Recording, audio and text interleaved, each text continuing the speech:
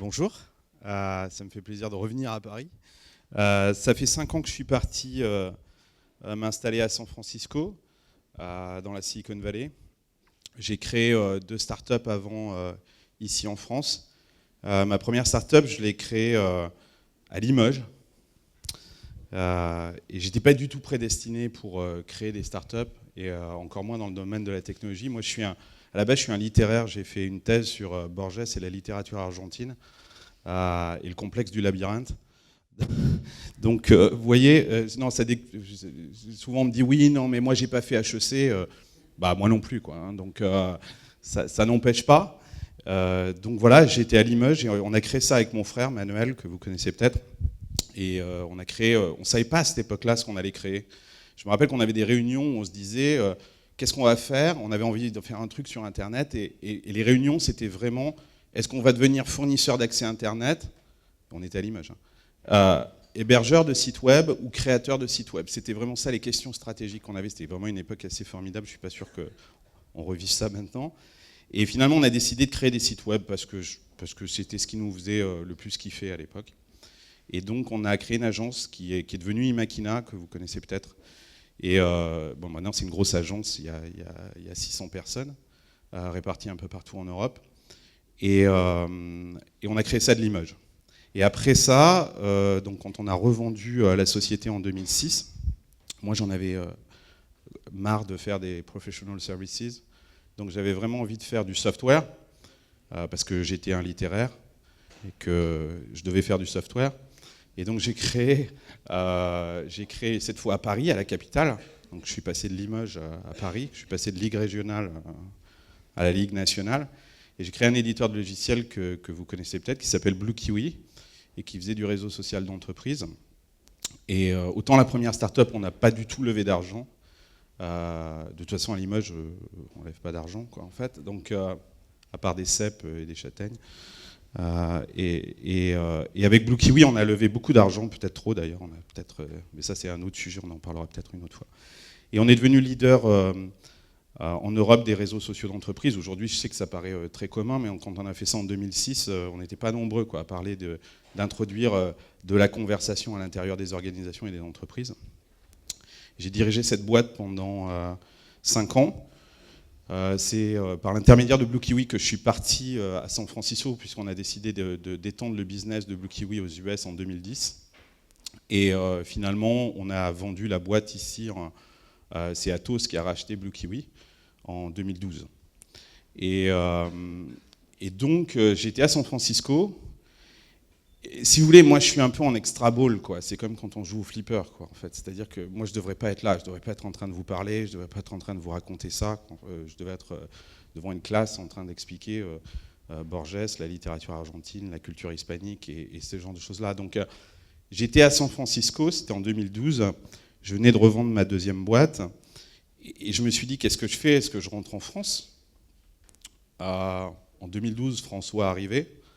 Donc c'était pas forcément le meilleur moment pour rentrer et profiter de son argent.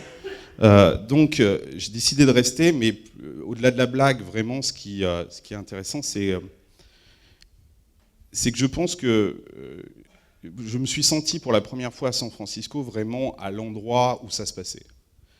J'ai commencé à Limoges. Je me rappelle qu'un jour, un journaliste du Populaire du Centre, c'est notre journal, quoi, en fait, m'a dit c'est super ce que vous faites, vous êtes le géant de l'Internet en Limousin. Et là, je me suis dit merde, il y a un problème, quoi, en fait, quoi. Et donc, on est monté à Paris, et puis j'ai créé Blue Kiwi, et puis il y a une journaliste, je crois que c'était Les Échos, qui me dit c'est génial ce que vous faites, vous êtes le king des réseaux sociaux d'entreprise en France.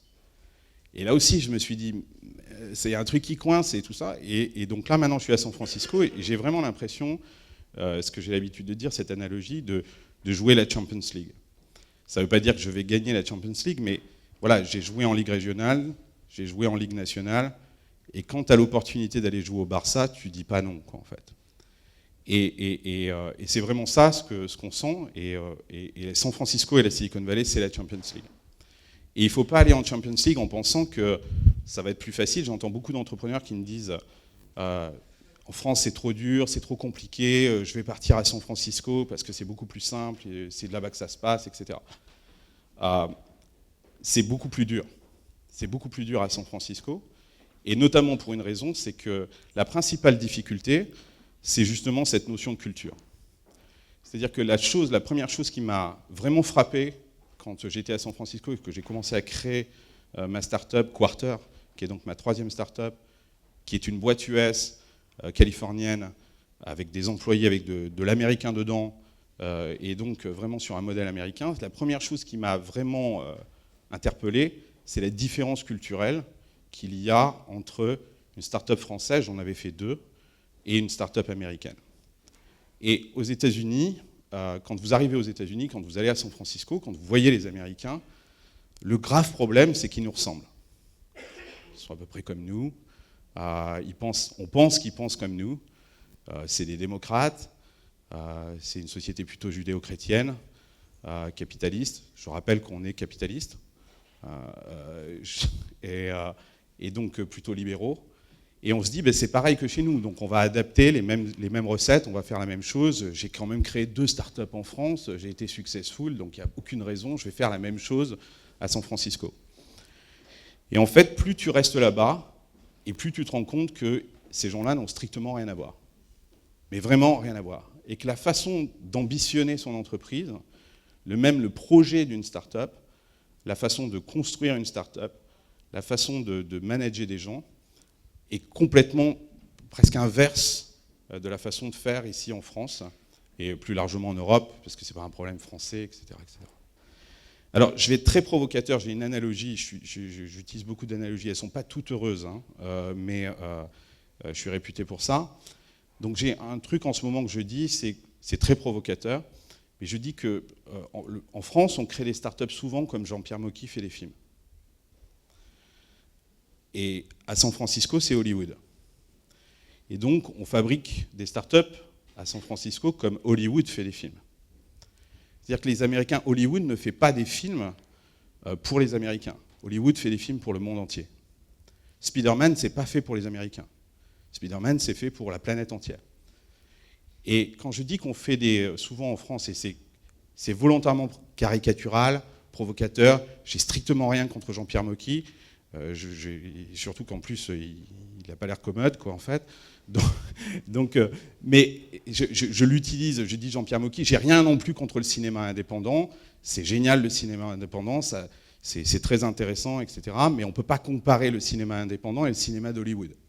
Et donc vous ne pouvez pas fabriquer des startups comme vous faites en France, où on fait des startups un peu dans un modèle indépendant, en ignorant le monde, et se dire qu'on va à Hollywood, et qu'on va faire la même chose, et qu'on va fabriquer un film à Hollywood comme on fait un film ici en France, montrer les petits mouchoirs, un film génial, quoi, en fait, à un Américain, il pige que dalle, quoi, en fait. Montrez-lui les ch'tis, il comprend rien, quoi, en fait. Il ne sait pas de quoi vous lui parlez, quoi, en fait. En revanche, donc, c'est quoi les différences? Quand je dis on fabrique des startups en France comme Jean-Pierre Mocky, je le dis d'autant plus que je pense que j'étais moi-même un Jean-Pierre Mocky. Hein, c'est-à-dire que c'est quoi être un Jean-Pierre Mocky et fabriquer une start-up comme un Jean-Pierre Mocky? C'est d'abord, en France, on considère souvent que le CEO, c'est ce que moi j'appelle en France, donc CEO en anglais, ça veut dire Chief Executive Officer. Sauf qu'en France, ça veut dire Chief Excrement Officer. C'est-à-dire que le boulot du CEO, c'est de gérer toutes les merdes. C'est ça en France. Et on fait tout. Comme Jean-Pierre Mocky, on filme, on fait le montage, on fait le son, on joue dans le film, etc., etc. C'est ça le rôle du CEO. Moi, j'étais un Jean-Pierre Mocky. Chez Blue Kiwi, je faisais tout. Je faisais le marketing, les ventes, le produit. Si j'avais pu coder, j'aurais codé, etc., etc. Et c'est comme ça, souvent, en France, quand on vous dit le CEO, on pense que CEO, c'est ça. C'est de savoir tout faire et d'être partout. La deuxième chose, c'est que, comme Jean-Pierre Mocky, on prend un malin plaisir et une fierté à dire qu'on ne paye pas cher ses acteurs. Et moi, j'entends souvent des entrepreneurs français, dans les startups, me dire « Non, mais en France, c'est top, l'ingénieur, je ne le paye que 30 000 euros. » Sauf qu'aux États-Unis, c'est pas du tout comme ça que ça marche. C'est-à-dire que il y a une phrase aux États-Unis qui dit « If you pay peanuts, you get monkeys ». Et si tu dis cet argument, c'est un conseil que je vous donne, si vous allez à San Francisco, si vous pensez exportez votre start-up à San Francisco et que vous pensez que votre argument c'est de dire je vais garder la R&D en France parce que c'est pas cher en France, l'Américain il est poli, hein, il n'aime pas le débat, il va vous regarder, il va dire ah ouais, ok, cool. Mais lui, pour lui, ça c'est terrible. Ça veut dire quoi? Ça veut dire que grosso modo, vous avez des mecs, si vous les payez pas cher, ça veut dire que certainement qu'ils valent rien. Culture américaine, c'est ça.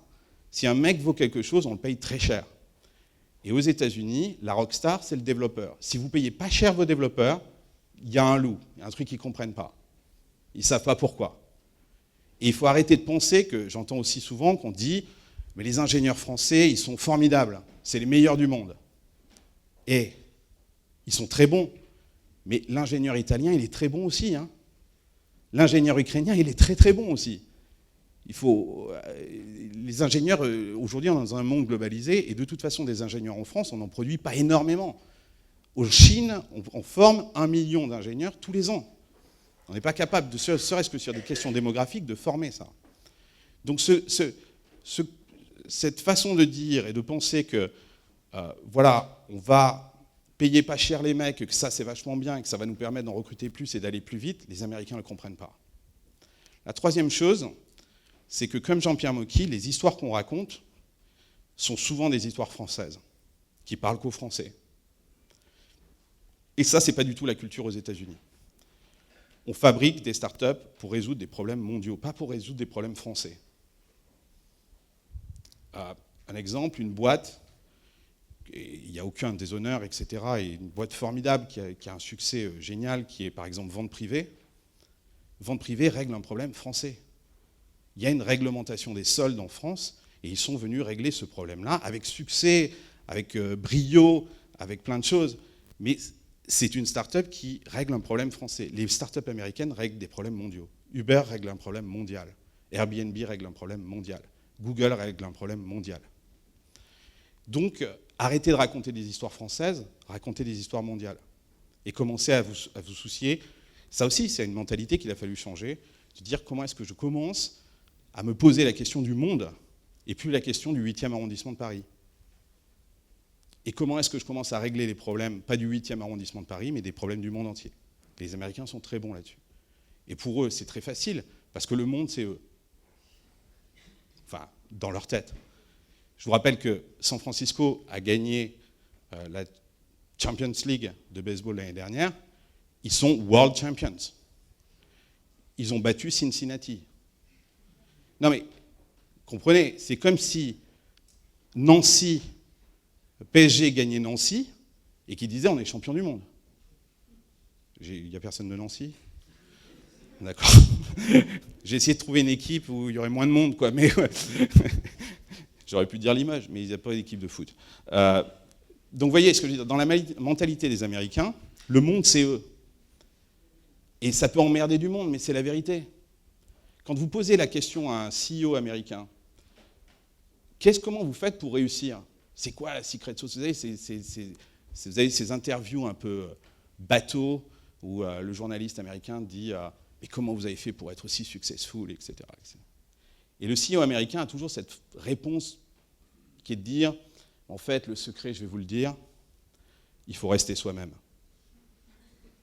Il faut rester, c'est l'authenticité. Et en fait, c'est très facile pour eux de rester eux-mêmes parce que le monde leur ressemble. Et que la culture américaine et leur façon de penser, ils l'ont intrinsèquement depuis qu'ils sont tout petits. Moi, mes enfants vont à l'école, toutes les semaines, ils sont filmés devant une caméra pour faire un pitch. On sait bien la difficulté qu'ont les Français, je les vois quand ils arrivent à San Francisco, à pitcher leur boîte. Moi, ma fille, elle a 11 ans, qu'en fait, elle pitch ce que tu veux. Elle te vend n'importe quoi. Et toutes les semaines, on reçoit les vidéos avec notre fille qui pitch, n'importe quoi d'ailleurs, quoi, en fait. Mais elle pitch. Elle pitch depuis qu'elle a 6 ans, quoi, elle pitch. Elle pitch n'importe quoi. Et elle sait manipuler Keynote, et elle te fait une presse, et elle te raconte, et voilà. Donc, ils ont été élevés comme ça. Donc la clé pour nous, encore une fois, changement de culture, c'est quand on dit il faut rester authentique, il faut être soi-même, eh bien en fait, nous, il faut être quelqu'un d'autre. Il faut arrêter d'être ce qu'on est nous, quoi, en fait. Et commencer à devenir quelqu'un d'autre. Encore une fois, si vous voulez faire un blockbuster et si vous voulez faire un film hollywoodien, je vous parle de ça, maintenant, on peut continuer à faire des films indépendants, et il n'y a aucun déshonneur à ça, et c'est très intéressant aussi. Mais ce n'est pas du tout la même démarche. C'était le troisième ou le quatrième? Je ne sais pas. C'était le troisième, je pense. Le quatrième truc, c'est que comme Jean-Pierre Mocky, quand ça marche... Ah si, le quatrième truc, c'est que Jean-Pierre Mocky distribue ses films qu'en France. Et l'international pour Jean-Pierre Mocky, c'est la Belgique et la Suisse. Et déjà, quand il fait Belgique et Suisse, c'est énorme. Mais souvent, c'est dans son cinéma à lui. Okay? Les boîtes américaines se distribuent globalement tout de suite. Donc elles ont des réseaux de distribution mondiaux immédiatement. Il ne s'agit pas de distribuer le film aux États-Unis ni sur la côte ouest. Et on a aussi une particularité aux États-Unis par rapport à l'Europe. Quand on dit oui, mais l'Europe, on est aussi gros que les États-Unis. Oui, c'est vrai, on taille. Mais quand on réussit une start-up ici en France, je peux vous dire que les Italiens, ils n'en ont rien à foutre. Quand un Anglais, en fait, réussit, en fait, je vous mets au défi de me citer le top 5 des start-up en Allemagne ou le top 5 des start-up en Angleterre. Tout le monde s'en fout. Et je vous rassure, eux se foutent aussi de votre top 5, du top 5 des Français. Quoi. Aux États-Unis, quand une boîte marche à San Francisco, une semaine après, elle fait un carton à New York, sur la côte Est. Donc il y a il y a un volume, en fait, et une rapidité de propagation et de distribution des startups où il faut être prêt aussi pour scaler, en fait, à cette taille-là et à distribuer aussi rapidement. C'est vrai, ça existe. Et en plus, le marché américain, bon, ok, il a peut-être la même taille que nous en termes de démographie, mais il faut savoir que les Américains consomment 5 fois plus que les Européens. Ok? Donc si vous comparez ça à la France, c'est 5 fois plus de monde qui consomme 5 fois plus, donc c'est un marché qui est 25 fois supérieur. Ce n'est pas un marché qui est supérieur 5 fois, c'est un marché qui est supérieur 25 fois, qui parle la même langue et qui se propage immédiatement. Je ne sais pas si vous avez entendu le buzz de la semaine dernière, enfin de cette semaine, en ce moment dans la Silicon Valley, c'est Meerkat. Qui a entendu parler de Meerkat? Ok. Je demanderai la même question qu'en fait, qui a entendu parler d'un truc qui est en train de buzzer ici à Paris, à San Francisco, peu de chances que quelqu'un l'entende. Il y a cette façon de propagation. Donc c'est aussi cette distribution qui est aussi très différente, et cette façon aussi de penser que sa startup va être globale et distribuée mondialement immédiatement. Le cinquième truc, c'est que comme Jean-Pierre Mocky, quand ça ne marche pas, on gueule. On fait la gueule. Et on râle. Et ça, c'est pas possible aux États-Unis. C'est-à-dire que c'est pas de notre faute, c'est le monde entier qui n'a pas compris, et que le monde entier est débile, et que nous, les Français, on est beaucoup plus intelligents que les autres, et que on va rester entre nous, quoi, grosso modo, parce qu'on est des incompris, on est des insoumis aussi, donc on ne va pas se soumettre à un quelconque diktat, en fait, même américain, et encore plus américain. Et d'ailleurs, les Américains, je vous le dis, ils nous considèrent la France comme un pays communiste, je vous le dis. C'est-à-dire que c'est le Venezuela de l'Europe, ici, en fait. C'est vraiment comme ça. Ils pensent qu'on est tous, voilà, quoi, avec la faucille et le marteau. Je suis volontairement provocateur parce que je veux aussi vous faire réagir et que vous posiez vos questions et tout ça, et donc c'est peut-être le moment aussi. Mais voilà, par exemple, la grande différence, qui est une différence, j'espère que vous avez compris, c'est une différence fondamentalement culturelle. Donc quand on me pose la question, mais pourquoi est-ce qu'on n'est pas capable de créer un Facebook ou un Google en France? Ce n'est pas une question d'argent, ce n'est pas une question de talent technologique, ça n'a strictement rien à voir. C'est fondamentalement une question de culture. Et tant qu'on n'aura pas modifié notre culture... Alors maintenant, est-ce qu'il faut qu'on modifie notre culture? Moi, je ne suis pas un philosophe. Ça fait longtemps que j'ai abandonné ce truc-là. Je ne suis pas là pour philosopher, à savoir est-ce que c'est bien, est-ce que c'est mal, etc. Je sais bien que les Français, ils adorent ça. Est-ce que c'est bien, est-ce que c'est mal? C'est aussi une des différences fondamentales avec les États-Unis, c'est que les États-Unis se soucient peu de la morale et beaucoup plus du légal. Est-ce que c'est légal ou est-ce que c'est pas légal? Après, est-ce que c'est moral ou est-ce que c'est pas moral? On s'en fout un peu. Les Français, c'est l'inverse. Est-ce que c'est légal? Est-ce que c'est pas légal? On s'en fout un peu, quoi, en fait. Mais ce qui est vraiment important, c'est est-ce que c'est moral ou pas. Non, mais quand vous regardez nos politiques, on voit bien que le légal, c'est pas véritablement C'est pas vraiment la priorité. Mais la question de la morale, elle est permanente chez nous, en fait, à se poser systématiquement qu'est-ce qui est bien, qu'est-ce qui est mal. C'est notre culture, un héritage et tout ça. Est-ce qu'il faut renoncer à ça? J'en sais rien. Je ne suis pas là à vous dire il faut faire ça, il ne faut pas faire ça. Je suis juste là pour vous dire voilà les différences et les différences de raisonnement. Et tant qu'on raisonnera comme ça, même cause, mêmes effets, quoi, en fait. Donc si on veut, si tenter qu'est le projet, quoi, en fait, de faire comme eux, alors il va falloir commencer à penser comme eux et à se comporter comme eux. Et ça implique une modification culturelle qui peut être aussi très dangereuse, effectivement, mais nécessaire. Voilà. Ça... Je ne sais pas s'il faut applaudir à ça. Yo. Est-ce qu'on a des questions? Du coup, on va prendre ce micro-là et on va le balancer au public. Est-ce que Jean-Pierre Mocky est dans la salle? D'accord. Okay. Question?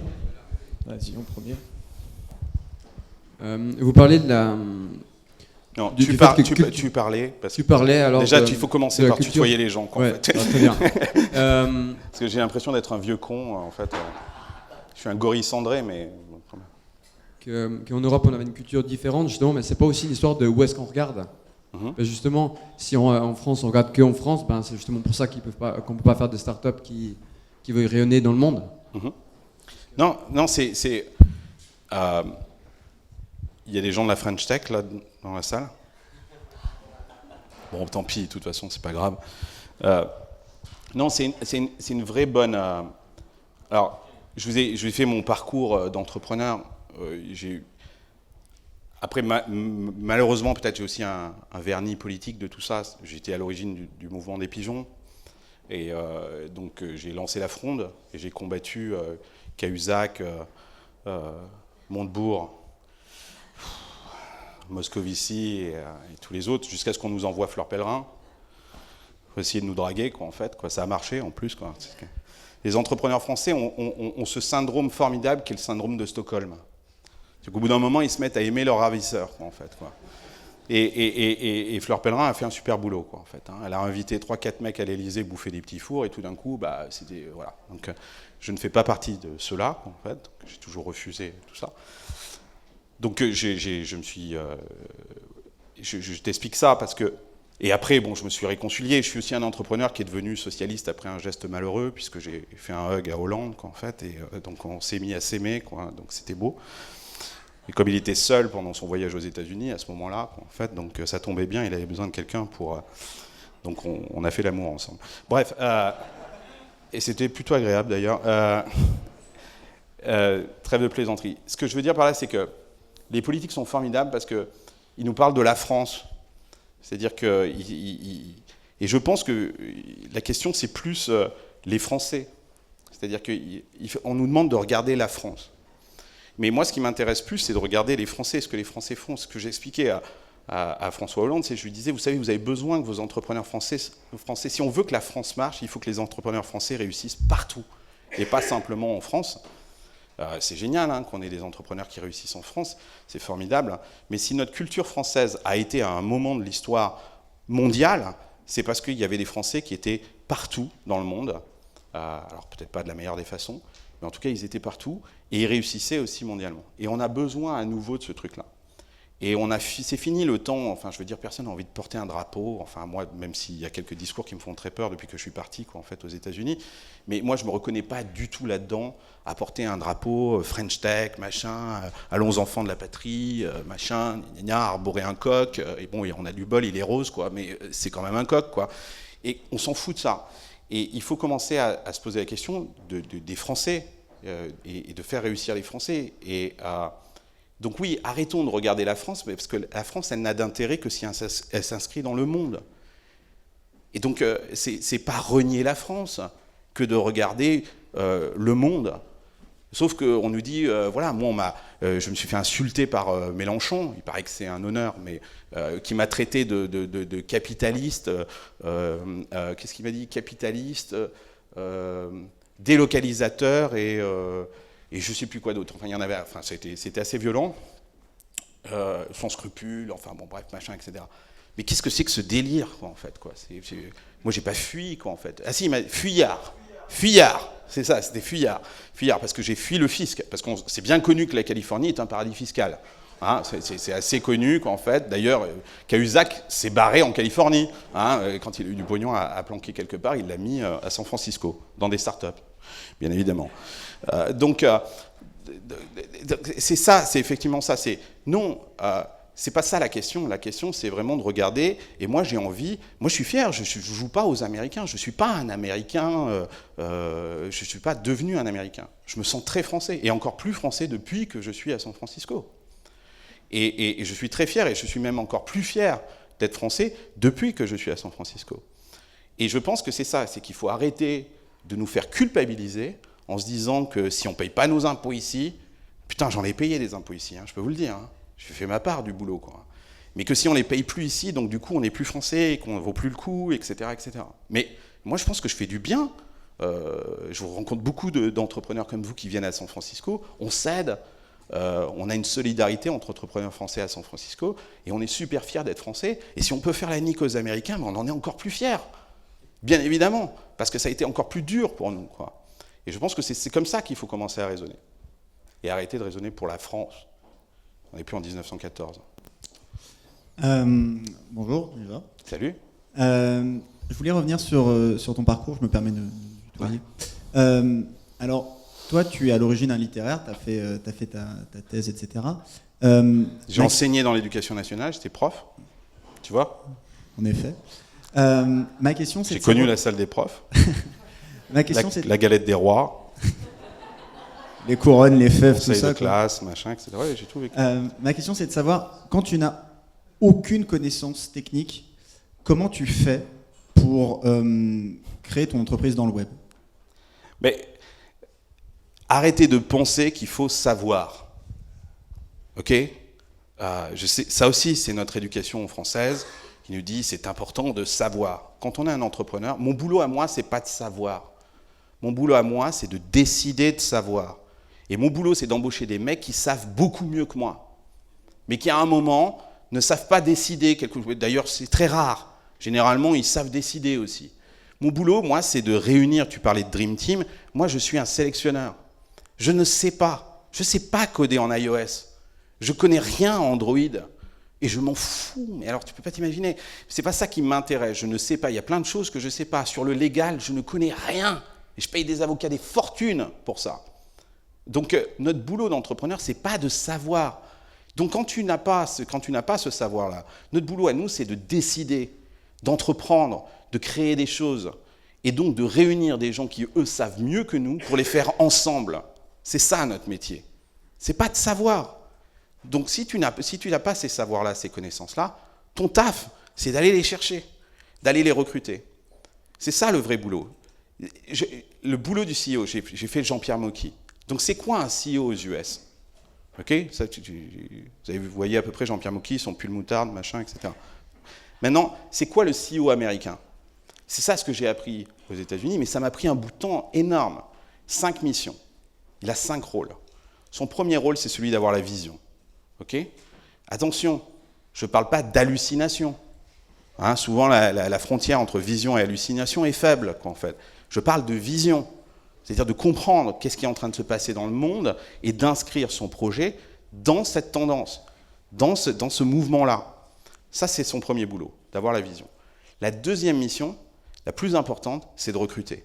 C'est le premier recruteur de la boîte.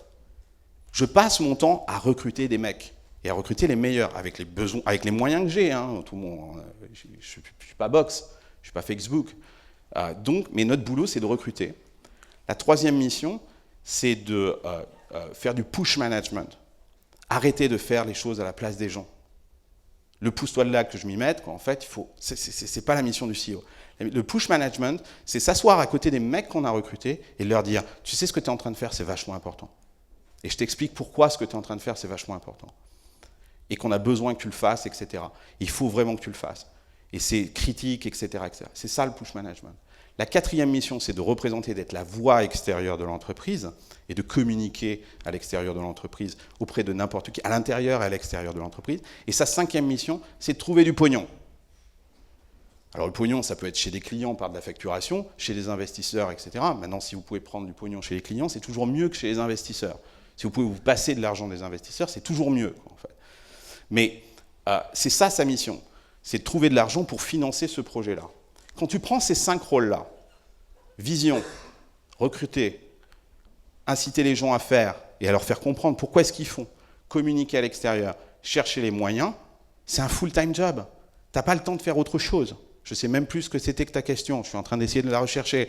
Excuse-moi, je suis complètement paumé. Mais tu vois ce que je veux dire, c'est...